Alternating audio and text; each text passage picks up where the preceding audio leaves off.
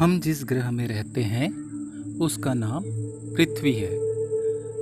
पृथ्वी पर ही जीवन है। पृथ्वी पर ही सभी जीवधारी जैसे जीव जंतु, पशु पक्षी और पेड़ पौधे रहते हैं। पृथ्वी पर कहीं मैदान हैं, कहीं पहाड़ हैं, कहीं झीलें या महासागर है और कहीं रेगिस्तान है, जिससे जीवधारियों को भोजन, जल और वायु की पूर्ति होती है। पृथ्वी की आकृति कैसी है?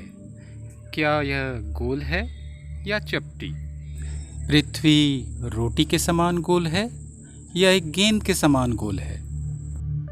जिस स्थान पर अभी हम हैं, वहाँ से अपने चारों ओर पृथ्वी की धरातल को देखने पर हमें यह सपाट समतल प्रतीत होता है। यदि हमें पूरे पृथ्वी को देखना हो तो हमें क्या करना पड़ेगा? हमें पृथ्वी से बहुत दूर अंतरिक्ष में जाना पड़ेगा। जैसे अंतरिक्ष यात्री अंतरिक्ष यान में रॉकेट की सहायता से जाते हैं। अंतरिक्ष यात्रियों ने दूर से अंतरिक्ष से पृथ्वी को देखा और वहाँ का फोटो खींचा अंतरिक्ष से, तो पृथ्वी जो है गोल नज़र आती है। इसका तात्पर्य यह है कि पृथ्वी जो है रोटी के समान गोल नहीं है, बल्कि एक गेंद की तरह चारों ओर से गोल है। पृथ्वी की आंतरिक संरचना। पृथ्वी अंदर से ठोस है या खोखली? बच्चों, तुमने देखा होगा अपने गांव में, खेत में जब बोरवेल मशीन के द्वारा खुदाई की जाती है तो अंदर से मिट्टी, पत्थर और पानी बाहर निकलता है। इससे हमें यह समझ तो आ जाता है कि पृथ्वी अंदर से खोखली नहीं है बल्कि ठोस है।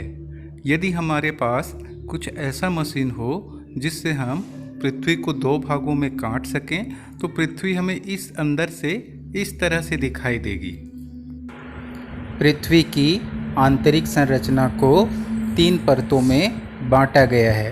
पहला भूपर्पटी, दूसरा प्रावार और तीसरा क्रोड। भूपर्पटी हमारे पृथ्वी की सबसे बाहरी परत है।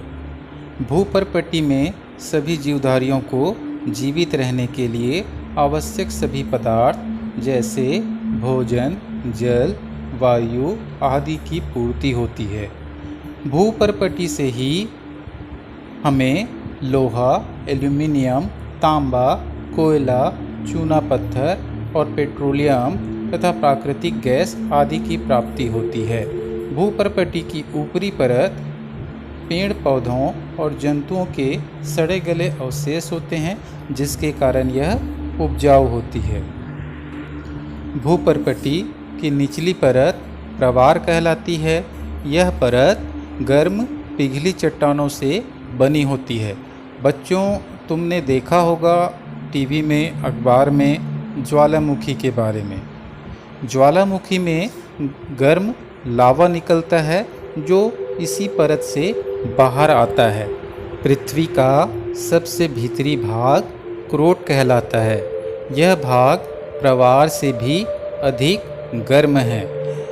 इसके केंद्रीय भाग में, जिसे हम आंतरिक क्रोट कहते हैं, इसमें लोहा तथा निकिल धातु ठोस रूप में है, जबकि बाहरी भाग यानी कि बाह्य क्रोट में लोहा पिघले रूप में पाया जाता है।